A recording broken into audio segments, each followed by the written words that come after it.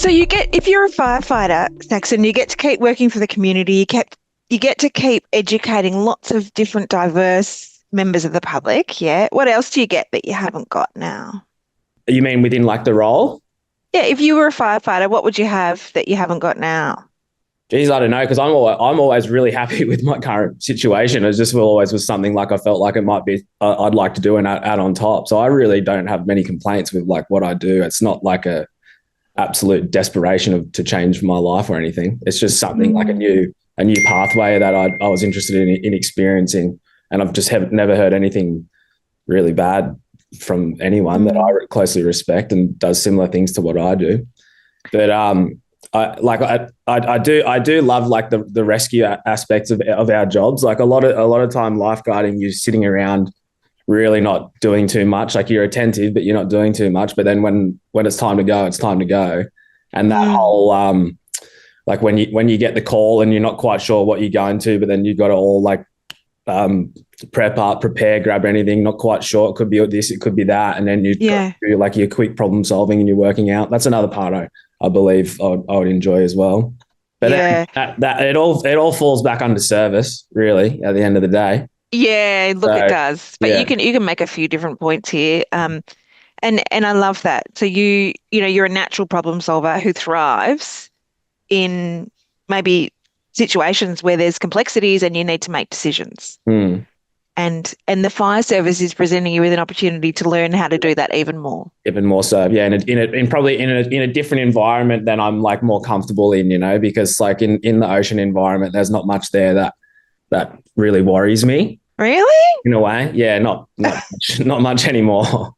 No. Wow. Where are you based? I'm on the Central Coast of New South Wales, but I'm working for Lake Macquarie Council at the moment. So like I'm at Catherine Hill Bay 4 days a week, and then I do days on the Central Coast as well, just in a casual role. And there's nothing in the water that really... Not much anymore, no. Like I kind of, I don't know. It sounds weird to say, but I'm pretty comfortable there. Like it's all I've known for a long time, which I reckon this other part of the fire job as well could be quite interesting, because there'd be stuff that would get you slightly out of your comfort zone.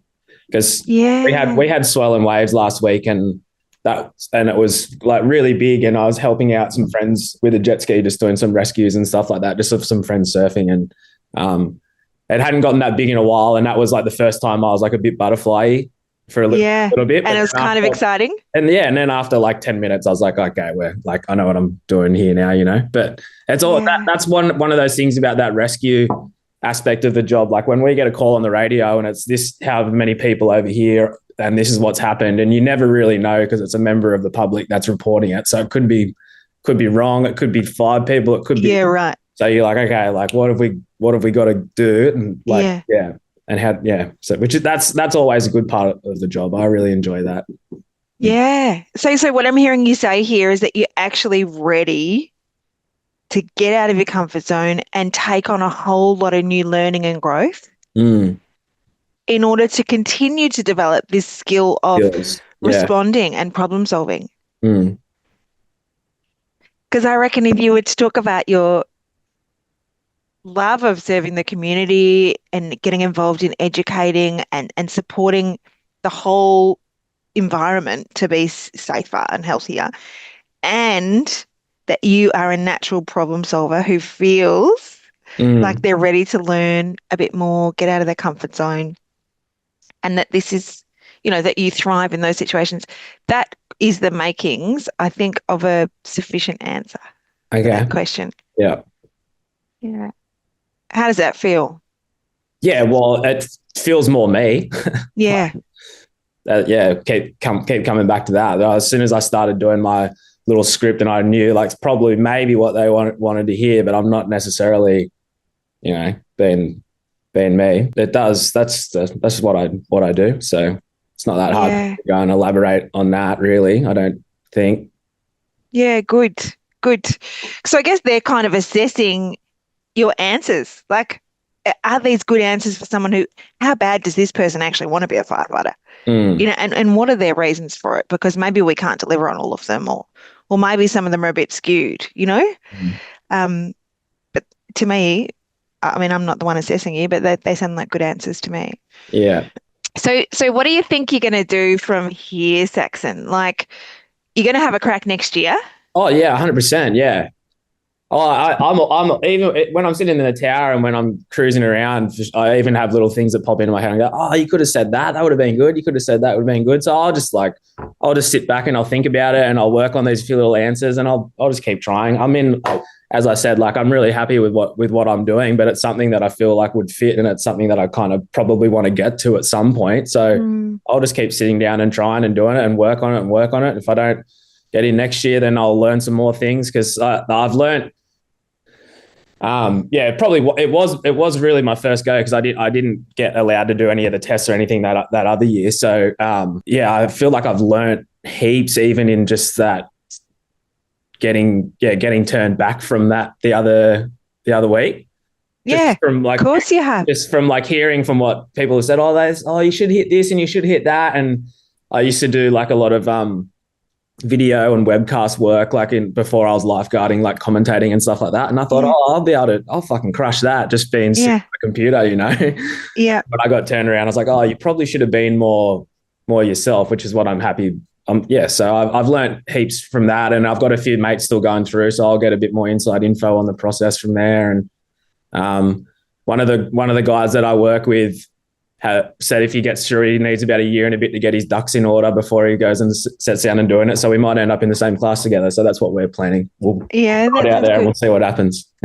I love your positive attitude, Saxon. Oh, well, like, yeah, as I said to you before, it's when I went to the beach the next day after I got turned back, I sat at the beach and the sun was out and there was people around and there was waves and we were like, what doesn't really matter for us? And then I've got another mate that really wants to get in because he really doesn't like his situation at the moment. So that's more important, you know, and he's still going. Yeah. But yeah, we'll chip away at it. We'll work on it. Yeah, it's good. I mean, this video interview is just one step, obviously. And I mean, if you're really serious about it, I'd be advising you to over prepare on every front. Yeah. So when will that all start again for you, do you think? It'll probably be, well, it's still going currently, so it'll probably be about a year away. But I'll have plenty of time to sit down and practice and do all that kind of stuff. But it's that little video one was the one that kind of threw me because as I was saying to you before, I don't really know. Yeah, and you've been extremely helpful, and I just didn't really know what they wanted. Like there was a variety of things, and you don't really. Of course, they're not going to tell you because I got to make culling process, you know. But you don't really hear what they want. So it was kind of like, okay, where did I go wrong there? Like because there was so many different options.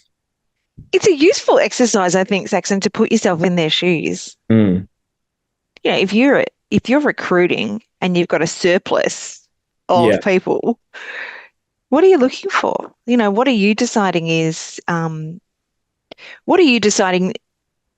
when you're assessing all of these videos demonstrates what you're looking for? Like they're telling you very clearly what they're looking for. And so you just have to be yourself and demonstrate some of those things, you know, and you talking about, you know, that you genuinely enjoy serving the community and you're currently doing it, tick. Yeah. Yeah. That you are a natural problem solver and you want more learning and growth and to be in situations maybe that you haven't been in before to really test your abilities and tick.